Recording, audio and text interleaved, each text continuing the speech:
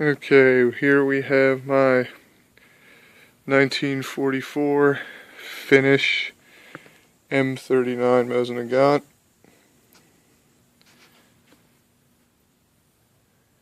a nice view of the rifle there. Right here, you can see the markings. There's the serial number, the year, the arsenal mark, which is an S inside of a gear, which is the Sako arsenal, and SA, which means Suomen Armeija, which is Finnish for Finnish Army. Standard Mosin style action. Got the bolt handle forward of the receiver bridge right here. Open right here.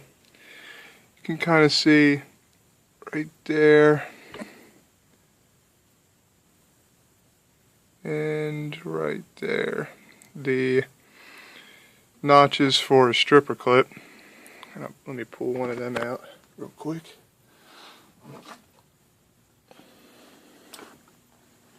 Put my magical can of ammunition here. Set this down. Alright. This is a stripper clip. Holds 5 rounds. This is Czechoslovakian surplus military ammunition. It's a silver tip, has a steel core, penetrate light armor, car engine or something like that. But anyway, those would go in like that. You can see how the clip sits in those notches. And essentially what you would do is just hold that and push it down. But I'm not going to do that right now because these are kind of a pain in the ass to reload. But yeah, these are actually Russian surplus clips. See if I can find the mark on here. I don't think you can see it on the camera. It's right there, but you can't see it through the camera. But yeah, this receiver was actually made in 1895, and the way you can tell is when you take the rifle out, on the underside of this part there's a 95, which stands for 1895. And the Russians, when they tried to invade Finland, got a bunch of their weapons captured, and the Finnish essentially took all the parts off and made new rifles of them, and they made their own stocks and put them on, and new barrels with a new sight system, which is a lot nicer than the Russian one. These have almost a Mauser style sling system going on. You have on the bottom right there and right there the swivels, as well as on the sides here, loop it through there. So if you were hiking or going, actually the Finnish had a lot of soldiers on bicycles, so what they would do is strap them around their backs using these guys on the side, so the bottom, this magazine wasn't riding up against their back. You've got a 5-round magazine, goes in here. It's a single stack versus a Mauser double stack, where you'd have like side by side, in a standard hunting rifle. These, let's see here, show you what I'm talking about. Will stack 1 by 1, so it's like that, versus a Mauser that would have it 1, 2, 1, 2, 1. So that's pretty much that. And then the nice thing about these is, in order to unload it easily, they have this plate right here that just pops out, and you can just scoop the ammo out through the bottom. Close that up, you're good to go. Yeah, this one's definitely a war horse. It's made in 1944, you know, towards the end of the war, but it definitely saw action. You can see, you know, the stock's actually in really good shape, but the metal has wear to it. You can see actually some of the old serial numbers on here. Right there, that was a Russian serial number. There's Russian markings right there. And the Finnish would stamp the last 4 digits of the serial number. So here you have 3121 to match the Finnish barrel. So you have 3121. And yep, they also mark their stocks. This one's got a really good mark on it. You can see the S, and then it says Sacco on top. And I forget what it's supposed to say under there, but it's in Finnish for rifle factory. But same thing down here. The old Russian number and then the new Finnish one, the 3121. And yeah, you can still see there's a Russian, that's a hammer right there. That was the Tula arsenal in Russia.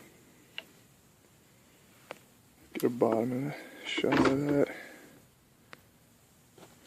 That's what's there's the swivels.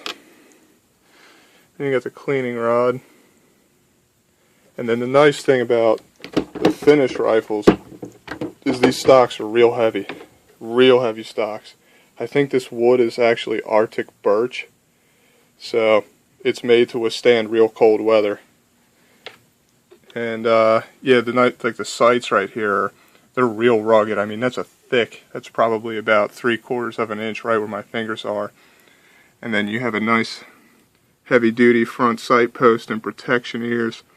And in order to adjust the sight, it's got flathead screws on each side to move this from left to right. And that's pretty much, I think, the only other country that had that at the time was Switzerland. So, you know, the Mausers, they were all lacking, and same thing with the Russian Mosin-Nagants. Makes it easier to use, but yeah, just to compare, it shoots a pretty big cartridge, you know. This is a 762 by 54R. It's basically the 30-06 of Europe. Get a comparison shot over here. Here's 8mm. Wait, no, that's not 8mm. Let's see. Oh, here we go. 8mm Mauser right there. And then you have the Russian round. And here's this is 7.62 by 39. This is not of the same time period, but just for comparison, that's like what an AK would shoot. So these are the same diameter bullets, but this one's longer, and it's got a lot more ass behind it.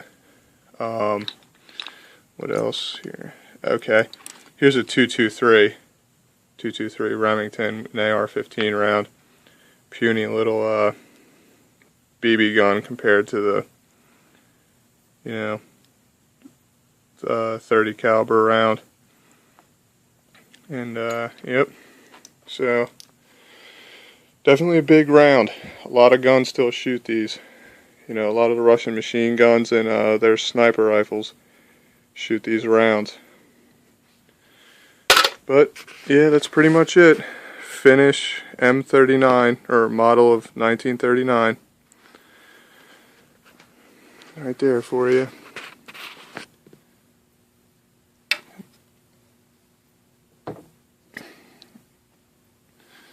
Like I said, a real nice thick stock. Could crush some skulls in with the end of this baby right here, man. I'll tell you what. Look at that. It's got some character to it. I like it. Nice gun. Oh, and the safeties on these guns. It's a weird, you know, quote unquote safety. Not the safest safety in the world, but this is how you use it. You go over, cock it, and then pull the cocking knob. It's going to take 2 hands off to the side right there so that you can't use the rifle. Trigger doesn't work. So then to take the safety off, you just pull that back out. See, it's a pain in the ass, and then pull the trigger and you're good to go. So, yep, there you have it.